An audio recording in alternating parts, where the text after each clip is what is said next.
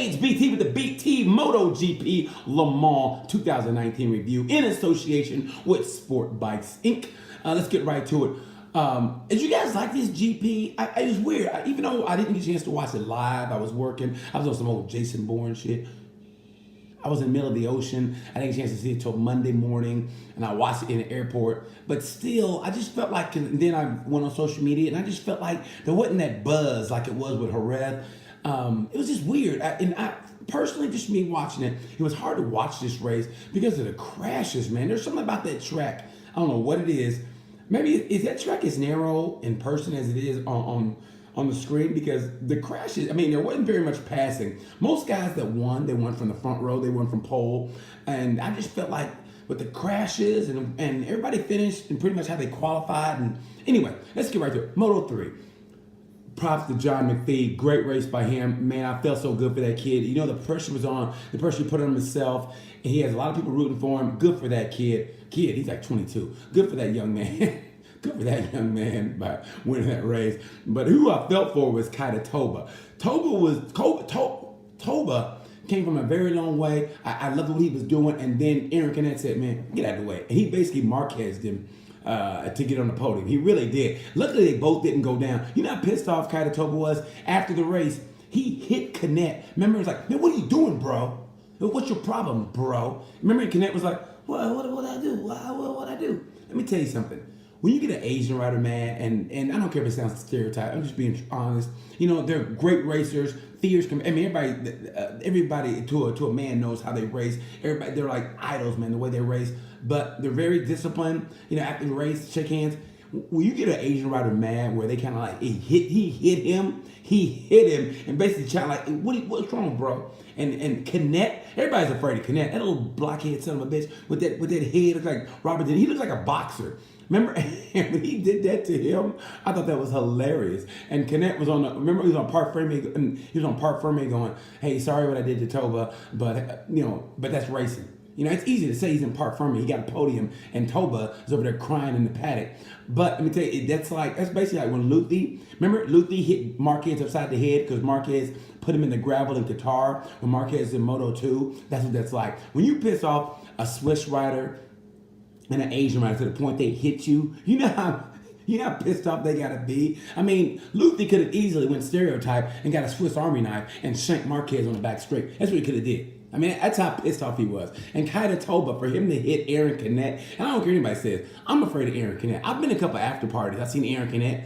I have never been that afraid of an 18-year-old in my life. I was like, you know what? I'm going to go the other way. I had to use the bathroom. I'm going to let him go first. I'm going to get out of the way, and then I'm going to go in. Aaron Canet, I ain't going to lie. It's a 19-year-old that scares me. I'm not going to lie. Even though he's Spanish, I know he didn't have a gun on him, like he's a thug, but he scares me. I'm a grown man. I know a little something, but I'm afraid of that guy. And for Toba to do that, I thought that was hilarious. Anyway, and I also feel for Katsu Suzuki. Man, the guy, when he gets it together, he's going to be a championship contender.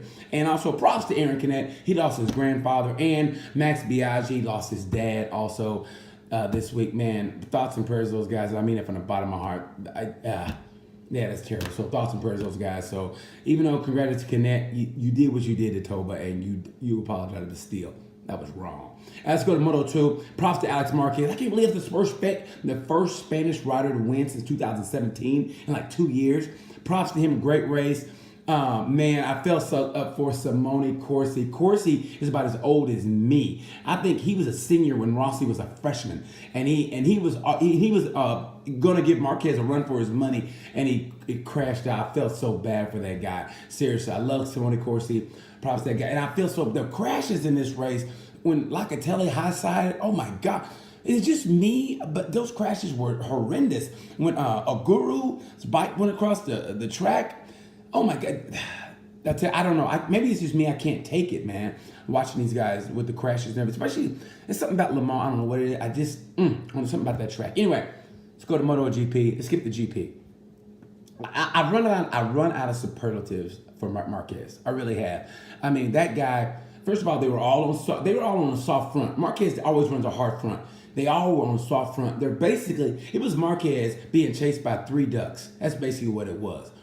And for him to do what he did, like I said, around a superlative. Jack Miller, when Jack Miller learns how to manage tires, he's going to be in and be consistent. In his own words, be more consistent because he manages tires like I manage money. You know, like at the first part of the week, I'm like, oh, I got paid. I'm like feeling good about myself. Come Thursday, I'm like, where'd my money go? I bought a couple pairs of socks. I bought some jeans.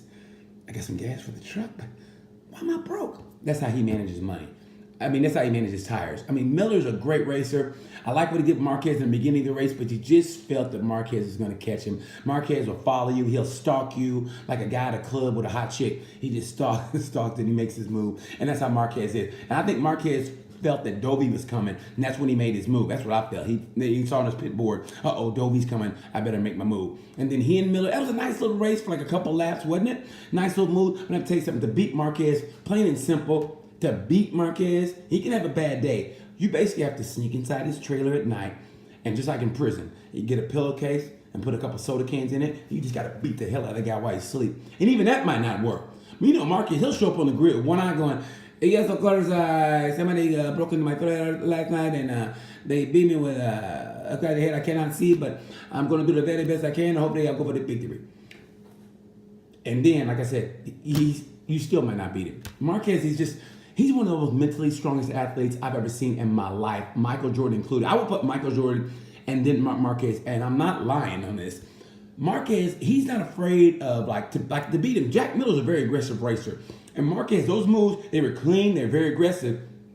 Miller won't bitch about those moves, and Marquez damn sure didn't bitch. The perfect example was when Alex Rins hit Marquez in Aston last year. Remember? He bumped Marquez, and then the very next lap, almost at the same exact spot, Marquez kind of hit Rins. See Rins go, oh, this is what we doing? And Marquez like, yeah, this is what we doing. You know why? Because I'm the GM. And Rins like, this guy's crazy. And that's what you got to do to beat Marquez. You got to beat Marquez in his own game. You got to be aggressive because you're not going to outrun him. I mean, you ain't going to outrun Marquez. You just got to stay in and you got to slug it. And I mean, Dovey's done it. Dovey's won. So that's what you got to do basically. And it wasn't very much pass. I thought the race was pretty good. Let me tell you something. Fabio Quartararo, when that guy, consistency, and he fell back on the grid, but when he came through the pack, if he stays consistent, I can actually see him winning a race and going head to head with Marquez. But it's not over yet. I know it seems like all is dark and it's going to be Marquez a championship again, but Dovey is still there, and we're going to Ducati tracks. Mugello, I think, is going to be the telltale sign because that Ducati on the straightaway, but Honda's got horsepower also. So the Ducati can't outrun the Honda like it used to on the straightaway. So you got both bikes with great straightaway speed. I think Mugello, and the Mugello is the greatest track ever, in my opinion. Mugello, Phillip Island, and Spielberg. So I can't wait for Mugello. And you're going to see Dovey, see what Dovey does. Dovey's still in this. Dovey maintained, Dovey's in better shape this year than he was last year going to that race.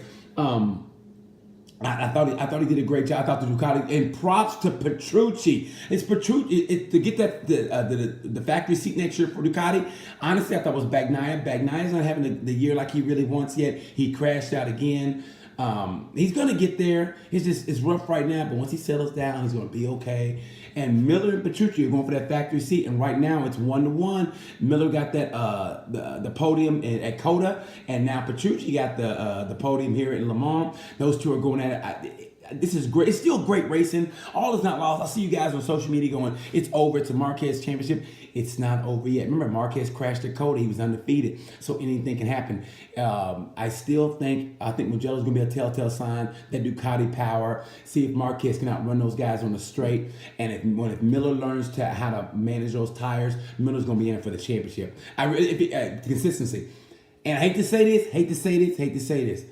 And it's a long season, but I just kind of feel with Rossi, if he doesn't win and he's not consistent on the podium, it might be time just maybe to call it quits, because you got riders coming up. You got, if Baldassarri wins the championship, and you got, if Fabio finishes the season out like he's starting and say he wins the race, how can you deny him a factory seat? I'm not saying Rossi's holding him back, but if he doesn't finish in the top 4, or at least get podium for the here on out rest of the season, or he doesn't even win a race, it might be time for Valet to leave. I don't know. I hate to say it, but maybe it's time for that to happen. Who knows?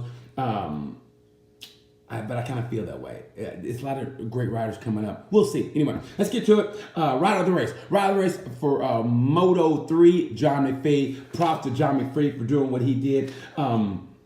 Where is by him? Heartbreak of the race. The heartbreak is Kyle Tova being Mark Marquez off the podium by old Rockhead himself, Aaron Canet. The props to Canet. Rider of the race, Moto 2. Got to give to Alex Marquez. Props to Alex Marquez. It's hard to be, like even Mark said, it's hard to be the brother of a great racer or the son of a great racer and still have that mental fortitude to go and do what he did. So props to Alex Marquez, especially what happened in Jerez. Props to him. Heartbreak of Moto 2. Got to go with Simon Corse. The older, I always love the older racers. Anyway, for what happened to him, he said he could have got a podium. Even he was disgusted with himself. That's the heartbreak. Rider of the race, MotoGP. I'm gonna split it in MotoGP for rider of the race between Paulo Espargaro. Great job, Espargaro. And Alex Rins for giving that helmet to the track worker who had a heart attack, lost his life. That's a hard one, man. That was tough. He's at work helping those guys, and he has a heart attack. So props to Alex Rins for giving that helmet. What a great gesture. So rider of the race, both of those guys, Paulo Espargaro and Alex Rins. And heartbreak is Maverick Vinales. No fault of his, even though he qualified bad. He was on track for a podium, I felt, even to challenge for a race win. Bad qualifying. He's going to get there. Vinales, don't give up hope on Vinales. He's going to be there. So, heartbreak of the race, Maverick Vinales. Thank you guys for watching. I appreciate that. And answer my question. Did you guys like the racing this weekend? I just felt that you guys didn't. Anyway, sorry it's so late, but I was working, so blah, blah, blah. That's why it's so late putting this up. Anyway, thanks for watching. As always, BT saying, appreciate you. And until next race,